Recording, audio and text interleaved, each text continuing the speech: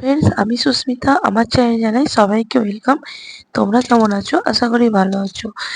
আমিও খুব ভালো আছি। সকালবেলায় স্নান করে রেডি হয়ে গেছি। তো আমাদের নারেশ্বরে পুজো দিতে যাবো। কি বলতো, আমার খুব ঠান্ডা লেগেছিল।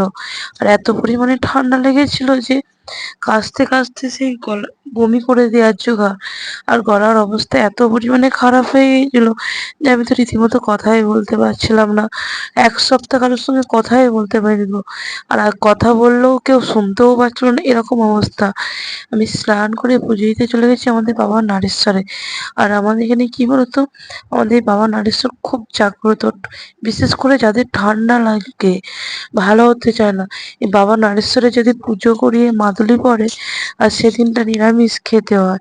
সত্যি কথা বলছি, এত মানে খুব তাড়াতাড়ি পুজোর মানে ঠান্ডাটা কমে যায়। আর আমার একদম ঠান্ডাটা ভালো হতে চাইছিল না বলে মা বলল, একদিন তোর দাদুর কবে পালা পড়ছে দেখবি তো, আমাদের যে যিনি পুজো করেন, জিজ্ঞাসা করবি, তাহলে পুজোটা দিয়ে আসবি। ওই জন্য পুজো দিতে গিয়েছিলাম।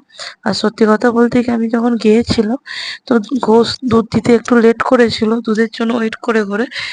তো তখন দেখি যে সবাইকার পুজো হয়ে গেছে, আমারই শুধু বাকি আছে, আমার জন্যই ওয়েট করছিল। তো দেখো অলরেডি তখন বাজছিল 11টার দিকে, প্রায় এগারোটার দিকে 11টা বাজছিল। তো কেউ ছিল না, জাস্ট আমিই ছিলাম পুজো করতে, আমার পর আরেকজন এলো। দেখো, আর এত ঠান্ডা লেগেছে পুরো, এখনো ঠিক মতো ক্লিয়ার, আর ঠিক মতো গলাটাও ক্লিয়ার হয়নি। আর কি বলতো, গলায় অতিরিক্ত প্রেশার পড়ার জন্য এখন কথা বলতে গেলেও কষ্ট হয়, বেশিক্ষণ কথা বললে হাঁপিয়ে যায়, প্রচণ্ড পরিমাণে অসুবিধা হয়। তাই বাবা নারেশ্বরের কাছে পুজো দিতে এসেছি।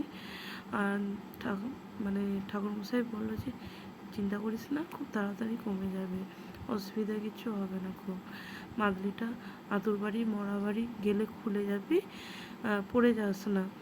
দেখো, আর খুব জাগ্রত আমাদের বাবা নারেশ্বর। পুজো হয়ে গেছে, এবার ঠাকুরমশাই মাদলিটা রেডি করছে।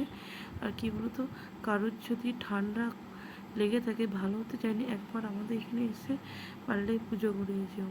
আর আমাদের এই নারেশ্বর খুব জাগ্রত। আর আমাদের যখন গাজন হয় খুব থমে গাজন হয়।